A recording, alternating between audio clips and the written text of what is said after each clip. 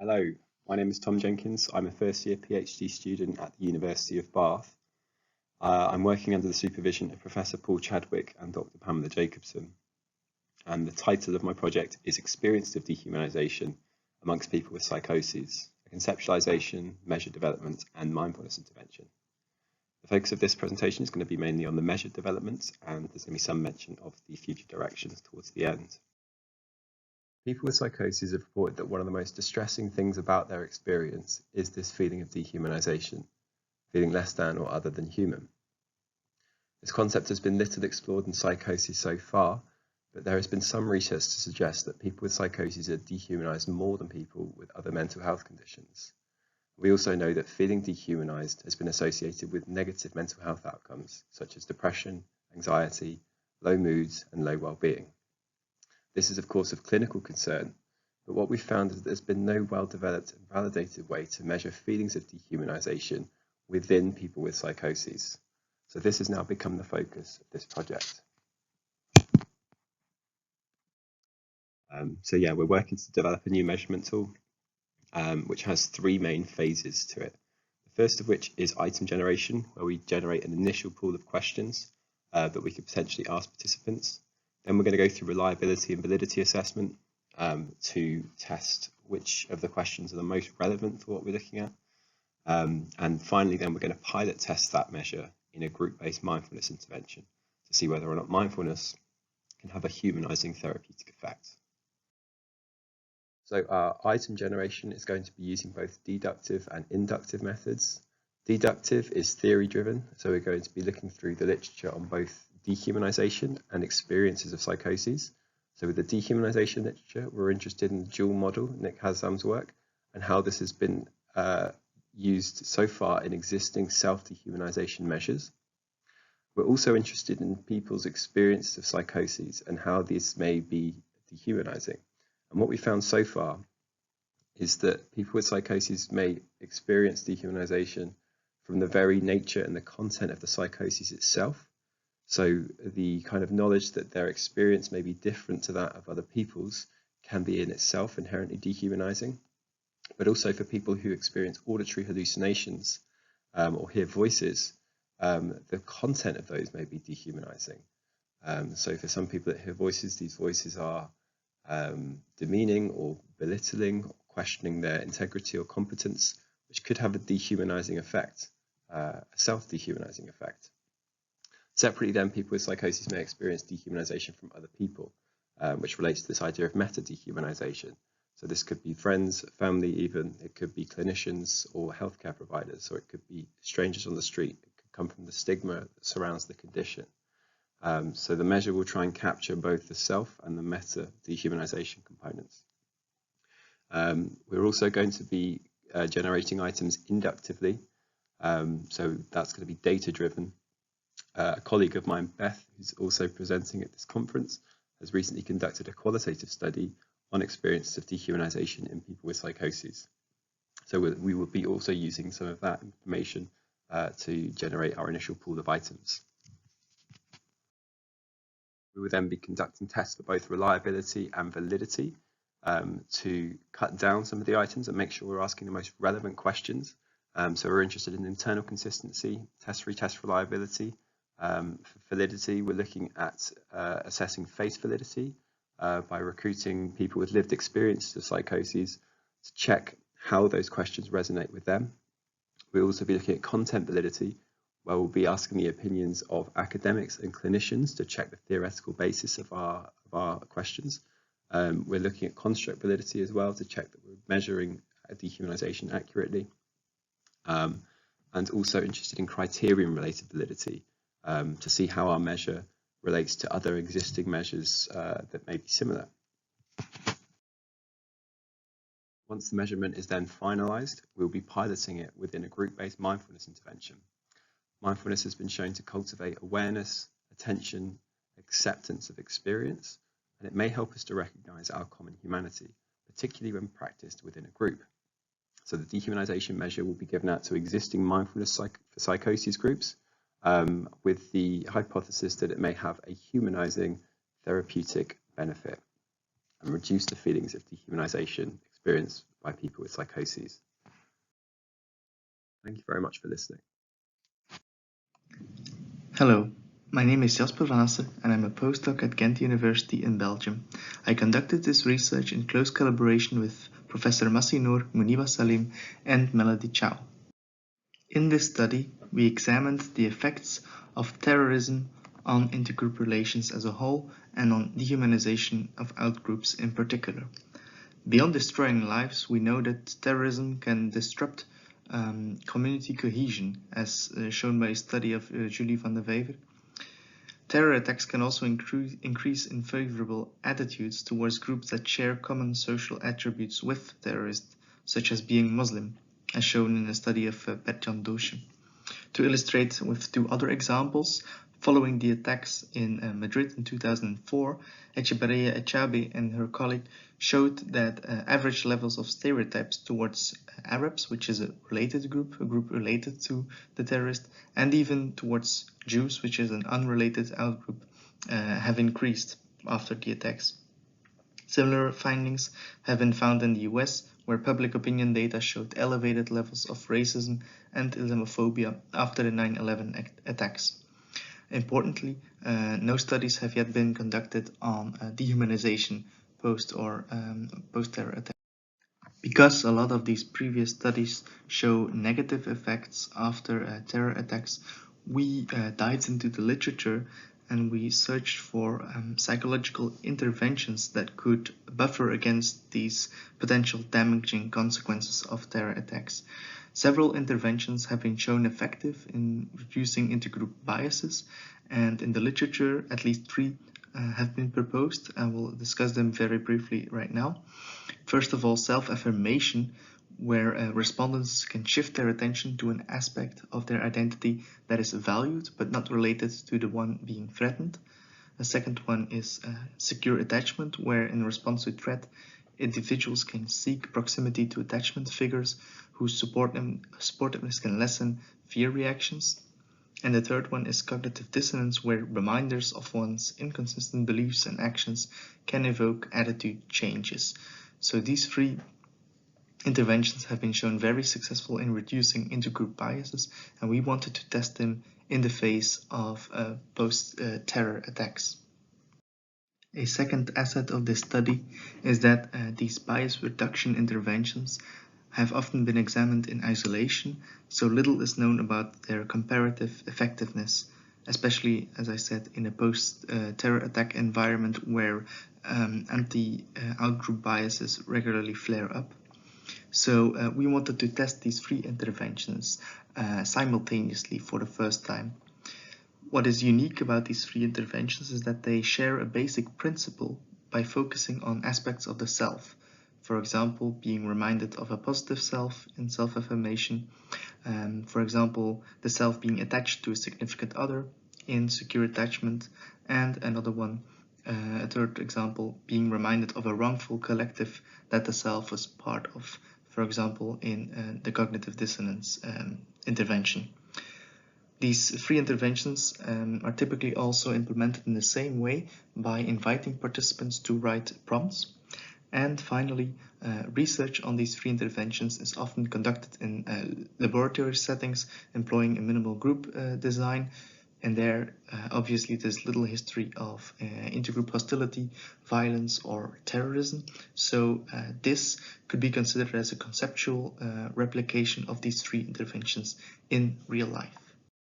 So we wanted to test these interventions or the effectiveness of these interventions in real life after 2 traumatic events.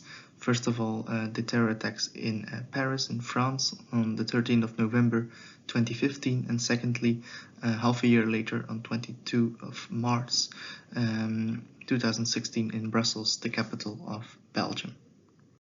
In a first study, we examined the effectiveness of these 3 interventions immediately after the respective terror attacks.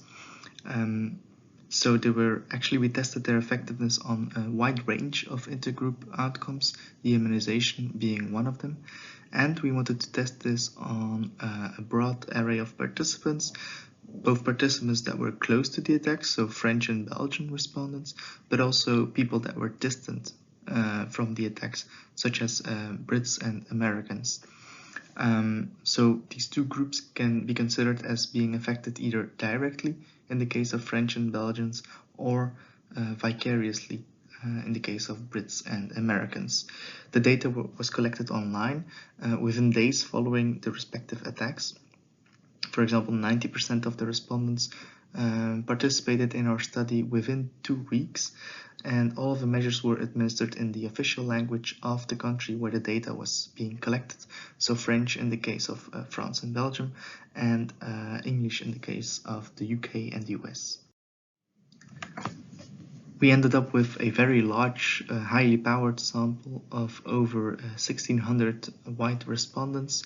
37% was a male, and the average in terms of age was 30 years old. Politically, the sample was quite normally distributed, with about 30% being on the left of the spectrum, 44% in the center, and 25% in the right side, on the right side of the spectrum. So in terms of procedure, we tested a 4x4 design, intervention times country design. So participants were randomly distributed to one of the interventions, and of course each of them had their own respective nationality. We ran frequentist analysis, but we also calculated base factors in order to quantify the support for a specified alternative model versus a null model. To give you a brief example, which we'll dig into later when we see the table of results, a base factor BF of 5 suggests that the alternative model is about 5 times more probable than the null model, whereas a base factor of 0.2 suggests the opposite. Here you can find an overview of the specific instructions in each of the conditions. I will not read them out loud, but very briefly, in the self-affirmation condition, participants were invited to recall a personal strength, a time where they achieved a personal goal. In the secure attachment condition, participants were invited to recall a time when a close other was available, supportive, or loving. In the third condition, participants, so the dissonance condition, and their participants were invited to recall a time where their country, their in-group, did something wrong to an out-group. And then finally, in the control condition, the participants were invited to recall a normal day in the week and describe it.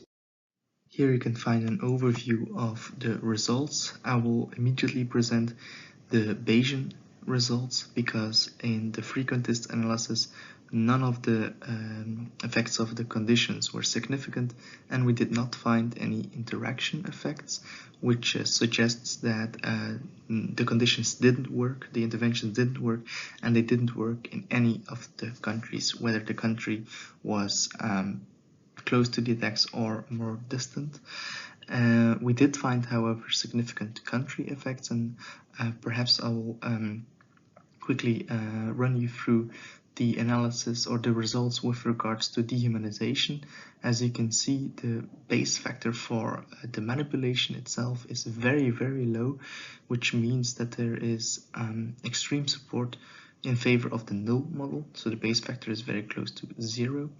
The country factor, on the other hand, is over 1000, which means that it's 1000 times more likely that there is an effect between the countries, or a difference between the countries, than that there is none. And specifically, we found that actually dehumanization, to our surprise, was higher in distal as opposed to more proximal contacts. So in the US and the UK, we found higher levels of outgroup dehumanization as opposed to in France and Belgium. This proximity effect might echo some of the very early findings of Prasad, where he showed that such dangerous events spread rapidly through uncertainty and fear, and as such might perhaps yield a bigger impact on people that were not affected as opposed to people that were affected. And finally, the base factor for the manipulation times country interaction effects each time is very, very, very close to 0, which again indicates that there is not really an interaction between condition and country. Because of these somewhat surprising results, we decided to wait a little while and then conduct actually a replication of this study. So following traumatic events, there is some evidence that people actually freeze their responses. So perhaps we administered these psychological interventions too soon, too close to the attacks. So we actually waited 2.5 years after the original attacks to conduct study 2. And in study 2, we invited a homogeneous sample of Belgian university students in the lab. And we had about 285 white students, 20% male, and on average they were about 19 years old. Importantly, this sample was still highly powered. We had about 70 participants per condition, so in each of the 3 and in the control condition. However, this sample was quite left/center in terms of political orientation, because 45% identified as a member of one of the, or supporter of one of the left parties, 40% of one of the central parties, and 15% identified as a rightist. Again, none of the effects of condition were significant, so also in this study, both frequentist and Bayesian analysis showed actually more support for in favor of the null model. When we look at the base factor for dehumanization, for example, which is 0.31, this indicates that actually it was 3.2 times more likely that the interventions did not change dehumanization attitudes after the attacks than that they did. So again, no support for our hypothesis that any of these psychological interventions could actually mitigate dehumanization after terror attacks. In sum, these results indicate that actually none of these established interventions that have showed to be very efficient in changing attitudes in the lab. They didn't show any potential here to ameliorate intergroup negativity in general and dehumanization attitudes in particular post-terror attacks. Our results were replicated online in the lab in countries with that were close or either very distant from the attacks. So yes, this actually calls for a nuancing of these theories and the application of these well-established interventions in real life after such dramatic events.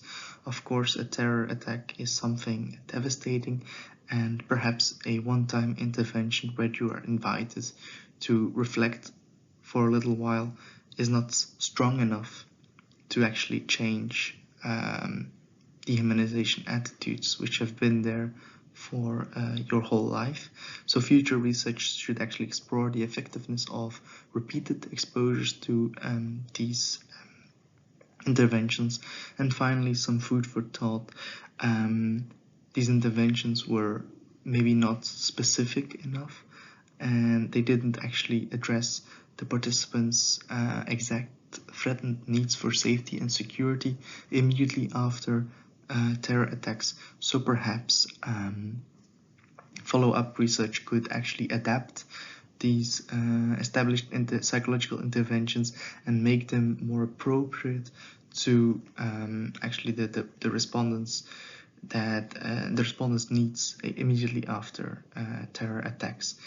And to end on a brighter note, I would recommend everyone to read this book by Mohammed El-Bashiri, A Jihad for Love. Mohammed lost his wife during the attacks in Brussels and actually experienced a lot of discrimination and dehumanization after the attacks when he was walking in the streets of Belgium, even though he himself was one of the victims of the terror attacks. So he decided to write a book about his experiences, and it's an amazing book. It really makes you reflect as a scholar, but also as a person, of course. about the way we think about and behave towards outgroups in our societies. So this was my talk. I hope you enjoyed it. I would like to thank all of my colleagues that collaborated with me on this project. And on the final slide, you can also find my contact details. Feel free to contact me if you have any further questions. Thank you very much.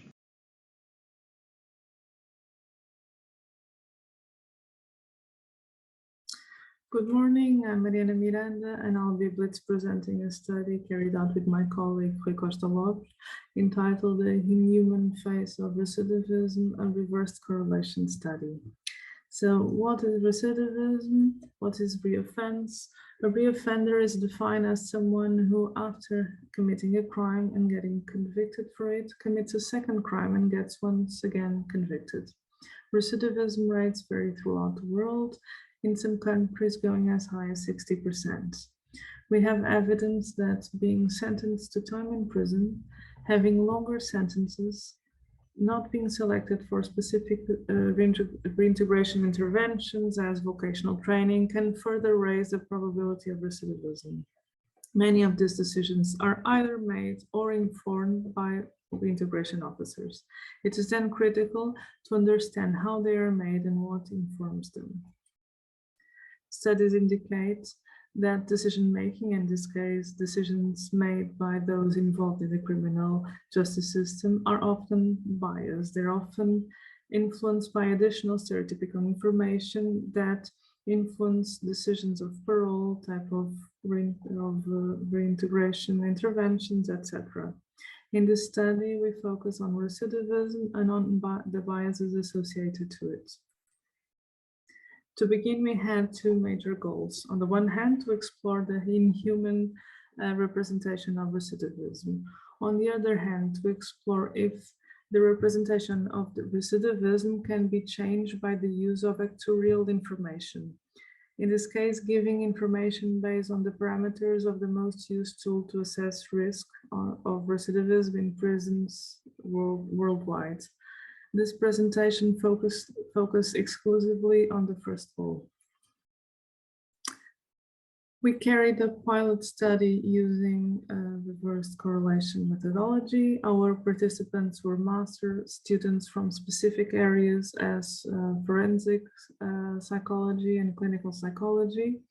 And the task was to select in 300 trials the face that most resemble that of someone who has been convicted of a crime and has a high probability of reoffending. After the participants finished the task, the noises from all the chosen images were combined and again superimposed over the base image to generate a classification image. All the noises from the non-chosen images were used in the same way for the anti-classification images, which represent the opposite of the constructs we are looking for.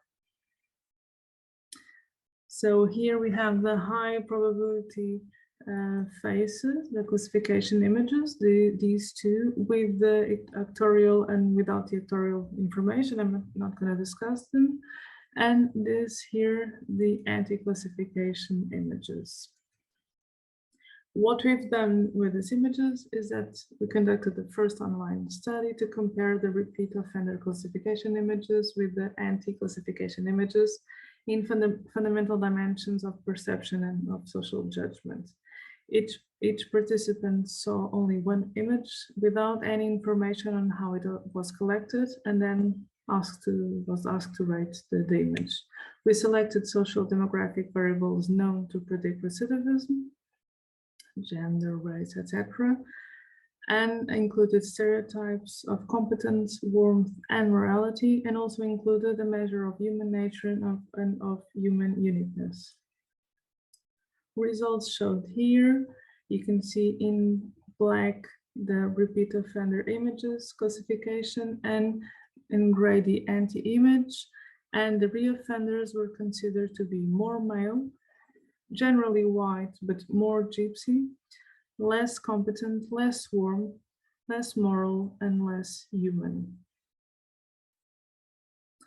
We zoom in now into the human attributions, not only because it's a fundamental dimension of social judgment, but also because the denial of humanness is linked to negative outcomes in the legal area, and also of people being considered less worthy of rehabilitation. As to the relationship between stereotypes and humanist attributions, we expect that animalistic dehumanization to be linked to competence and mechanistic dehumanization to be linked to warmth. This was exactly what we found. Here you see that the repeat offender images were considered less uniquely human, and this attribution was mediated through competence and not warmth. On the other hand, with human nature, the same pattern emerged, but the human nature attributions were mediated by warmth and not competence. Finally, I should highlight the role of morality, which was associated to both senses of humanness. In the second online study, we took the same approach to study the behavioral consequences of these representations.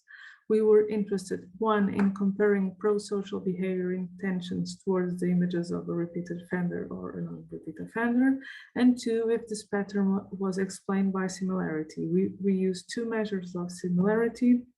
One, the emotional empathy measured through the attribution of uniquely human emotions to the person represented in the image, and a more cognitive measure of self-other identification taken from the European Social Survey.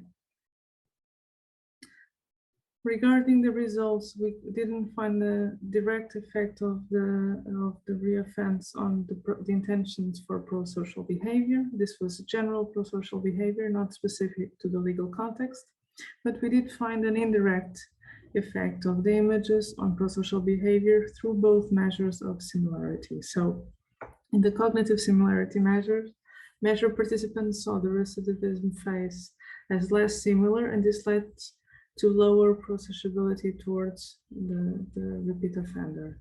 In the emotional attribution task, we see the mediation role of attribution of secondary emotions. So the more the repeat offender were attributed less secondary emotions.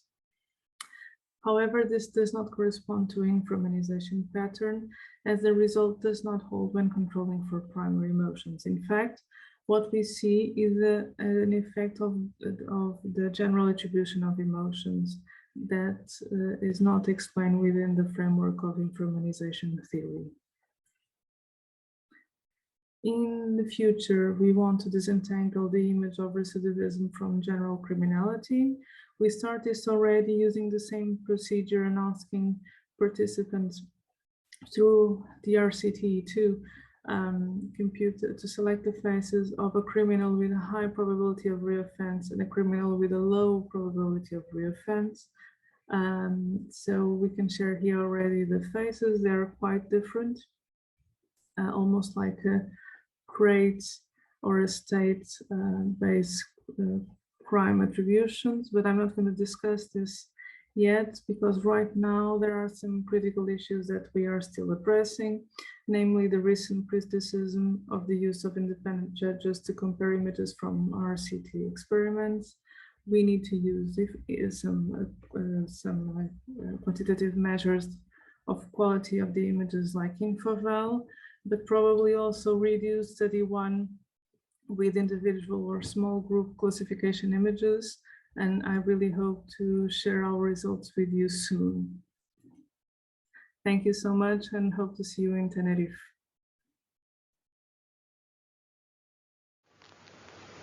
Hi, colleagues. My name is Maria Terskova, and I'm going to present you this topic, how meta-dehumanization in the professional sphere leads to workaholism. We conducted this study with Elena Agadullina. So let's start.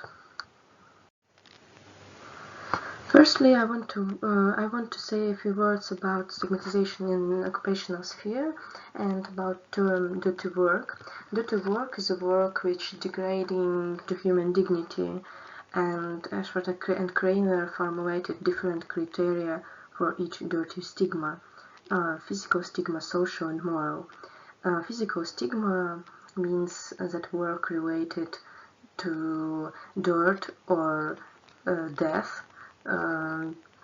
Social stigma means that work related to some slave relationship or interaction with stigmatized groups.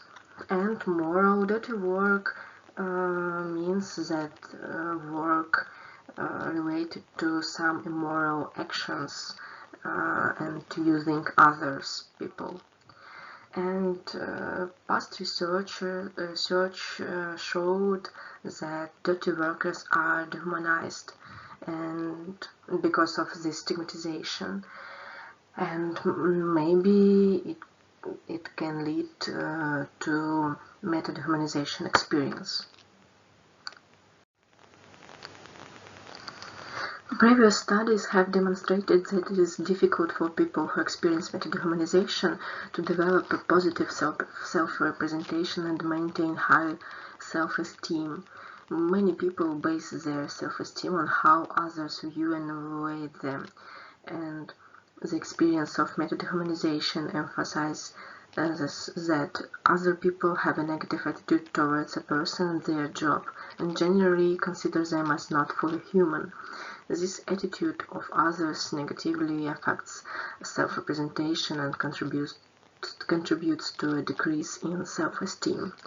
Researchers formalized the different adaptive and non-adaptive coping strategies that workers can use to cope with the negative consequences, including a decrease in self-esteem, because workers realized that they are stigmatized and dehumanized by others.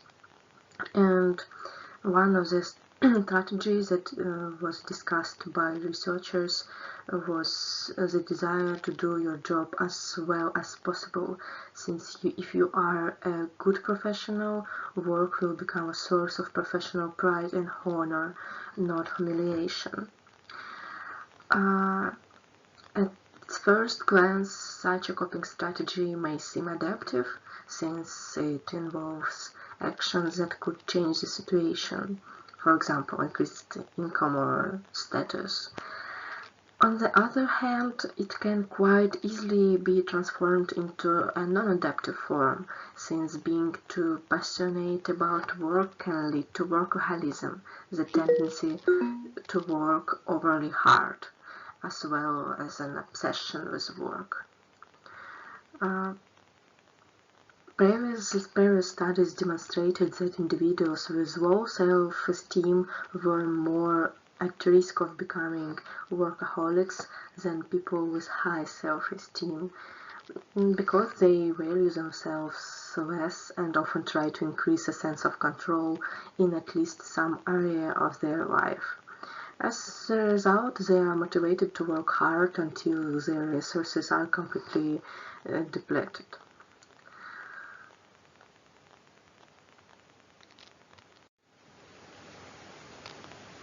Given the relationship between metadehumanization and self-esteem, and between self-esteem and workaholism, it can be assumed that there is an indirect effect of metadehumanization and workaholism via self-esteem. In particular, if individuals feel that they are being dehumanized, their self-esteem decreases, which can lead to an increase in workaholism. And we tested a theoretical model according to which different grounds for stigmatization were the basis for experiencing metadehumanization that, in turn, impacts self-esteem and workaholism. The study involved 967 part-time or full-time employees. And some descriptive information you can see at the slide. Our respondents answered some questions about their work, and we measure stigmatization.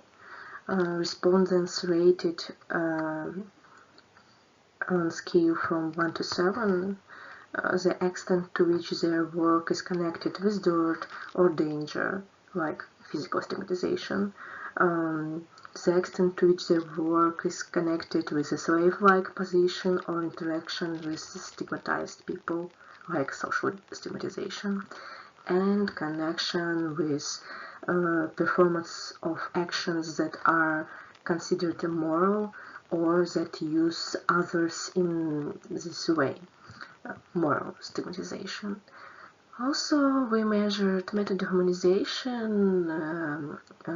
This construct was measured by use of 6 animal and machine-related words. And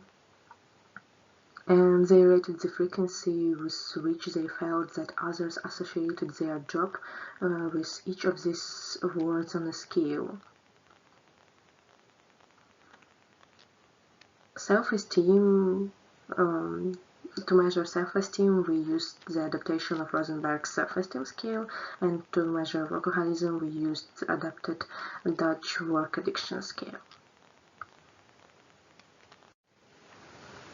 To test the model, we performed structural coercion modeling in M+.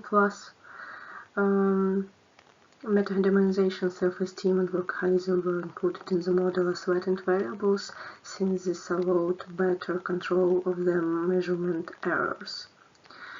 And validation of the model showed that it fitted the data well, and the result of this model verification are shown in figure at the slide.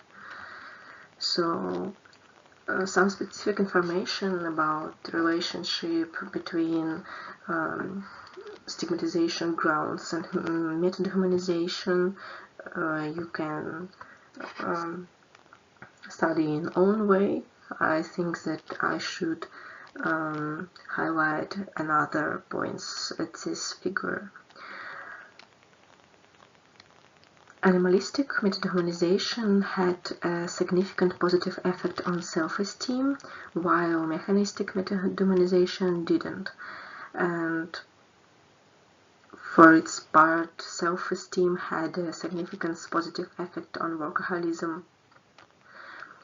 In contrast to mechanistic dehumanization, animalistic had no direct effect on workaholism. The indirect effect of metadehumanization on workaholism via self-esteem was non-significant for mechanistic metadehumanization, but significant for animalistic metadehumanization. So let's discuss these results on the next slide. The results of the study showed that stigmatization of professional activity can be the basis for animalistic and mechanistic metadehumanization. Secondly, in general, the proposed theoretical model was confirmed for animalistic metadehumanization, which was negatively associated with self-esteem and indirectly via self-esteem increased the workaholism of workers. For mechanistic metadehumanization, there was no relationship with self-esteem, while there was a direct positive relationship with workaholism. It is likely that mechanistic metadehumanization is unrelated to self-esteem, as it may not be considered by workers as a negative phenomenon. Previous studies demonstrated that objectification can be perceived as normal in the organizational context, and the expectation of objectification from an organization can be seen as a sign of good. At the same time, mechanistic metadehumanization was associated with workaholism, since the perception of oneself as a tool can contribute to the idea that work should be the main part of life. And dehumanization in the organizational context is often viewed as an acceptable and even necessary strategy for pursuing personal and organizational goals. Thus, the more a person perceives themselves as a tool to achieve a goal, the easier it is for them to become addicted to work. Thank you for your attention.